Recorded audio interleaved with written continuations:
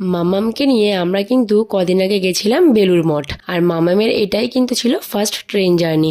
আমরা একটু ভয়েই পাচ্ছিলাম, কারণ মামাম আগে কখনো ট্রেনে ওঠেনি।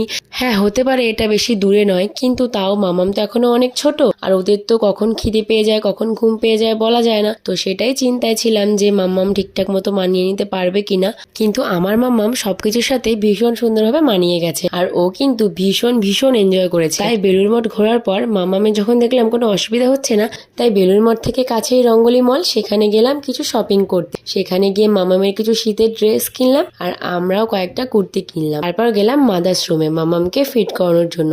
সেখানটা বাচ্চাদের জন্য এত সুন্দর করে সাজানো রয়েছে, মামামের কিন্তু বেশ পছন্দ হয়েছিল। তারপর শপিং কমপ্লিট করে বাড়ি যাওয়ার জন্য বেরিয়ে পড়লাম।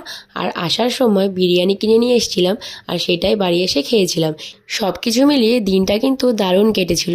তোমাদের ভিডিওটা কেমন লাগলো জানিও। টাটা।